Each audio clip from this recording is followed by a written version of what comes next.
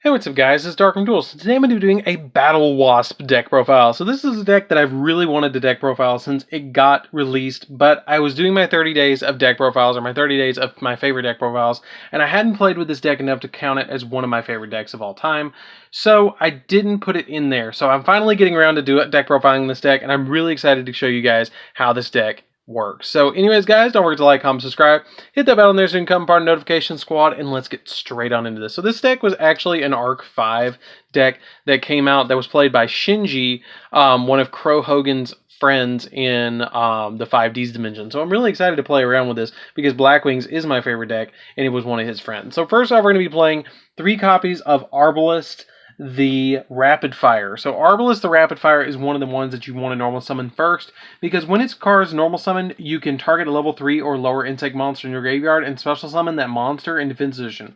And if this card's owner's possession is destroyed by an opponent's card, you can special summon 1 Battlewasp monster in your hand or deck. So basically you want to get a Battlewasp in your graveyard as quickly as possible with this card, and then normal summon it, and after you normal summon it, you get to revive another Battlewasp to be able to synchro summon into something else, which is really crucial to your Battlewasp strategy to be able to get into other, synchro monsters. Then we play 3 copies of Twin Bow the Attacker.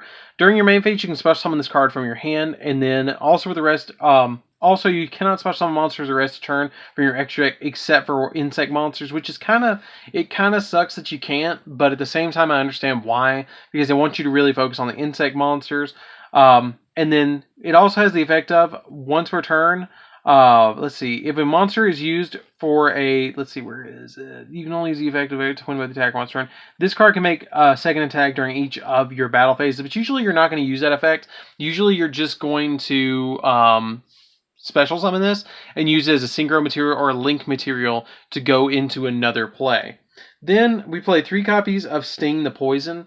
Sting the Poison is one of the ones I use for synchro summons a lot in this deck, because if it's normal or special summon, you get to add a Battlewasp monster from your deck to your hand. This one's basically the searcher of the deck, and it lets you get into other cards to be able to, go into other plays. And then plus it's a level 2 tuner monster, so it's really easy to use as a material. And then you can treat another insect monster you control to target an effect monster your opponent controls, negate the effects of that opponent's monster. So this card's really crucial to get into your hand as quickly as possible. This card's awesome. Then I play 3 copies of Pin the Bullseye. Pin the Bullseye is one of the cards that I really wanted to build this deck because I thought he was so cute. If you control an insect monster, you can special summon this card directly from your hand, and then during your main phase, you can inflict 200 points of damage to your opponent for each Battlewasp Pin the Bullseye you control, which is pretty cute, but he's good as a level 2 or level 1 material to synchro summon into something else, which is really crucial in this deck. Then we play only 1 copy of Dart the Hunter. I only play 1 copy of Dart the Hunter because I feel like it's probably the worst of the Battlewasp cards. When a Battlewasp monster you control destroys an opponent's monster by battle, when a Battlewasp monster destroys an opponent's monster battle that was owned by your opponent, you can discard this card to inflict damage to your opponent equal to that opponent's monster's original attack. Then you can target an insect monster you control, and it is treated as a tuner monster. So it's okay, but it's not the greatest. It's a good one of, but I probably wouldn't play it at more than 2 if I was going to play it any more than that. So then I play 1 copy of Doomdozer.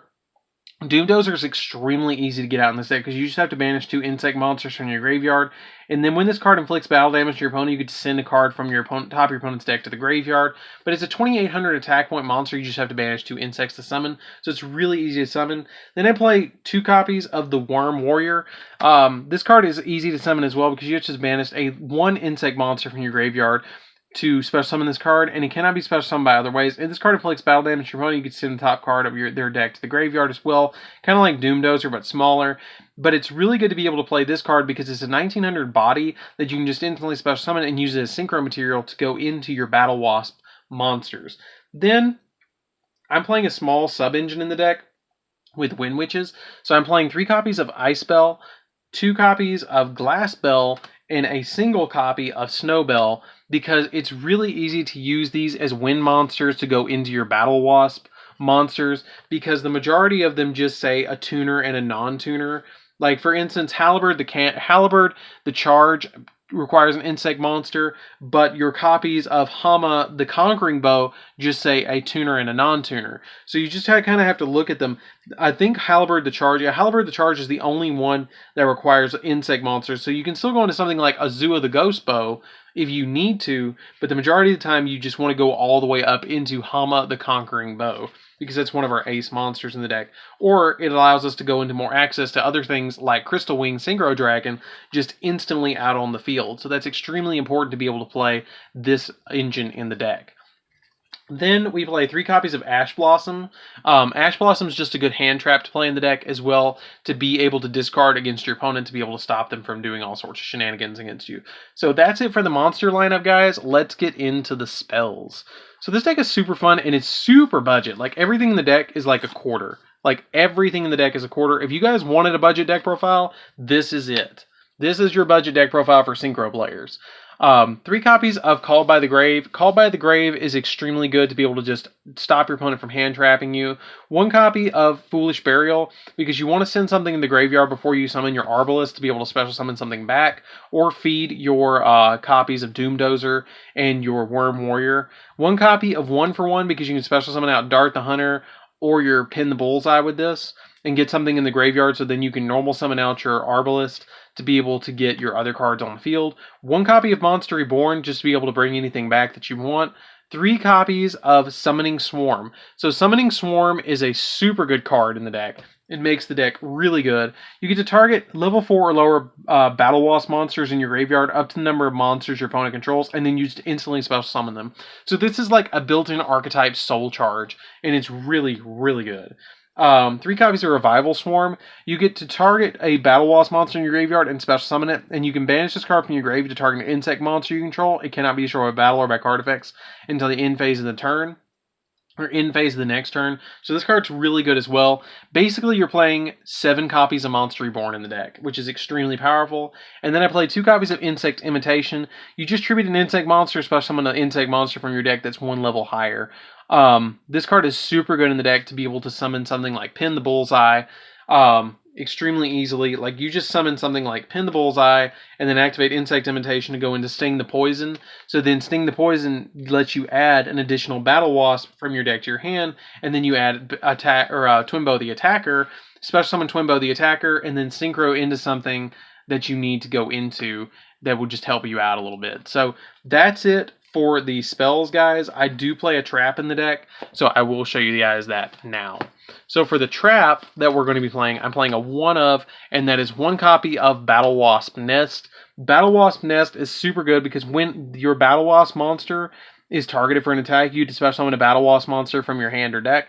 And if you do, place 1 counter on this card, and during the end of the battle phase, you can only use the effect of Battlewasp Nest once per turn.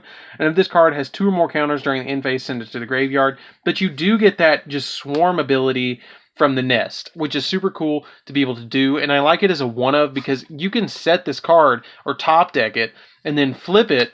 And if you control a Battlewasp monster, you can just, you just get monsters on the field for free, which is really good, and lets you get out Sting the Poison, which can be really important to be able to search other stuff like Arbalest, so you can start going to your synchro plays. So it's a good recovery card. I'd like to say it's a good 1 of recovery card. Maybe a 2 of if you wanted to play 2. So for the extra deck, guys, that's it for the main deck. Let's get into the extra deck. So we're going to be playing 1 copy of Battlewasp of Ballista the Armageddon. This is our level 12 monster. I don't go into this card as much as I thought I would, so I just play it as a 1 of.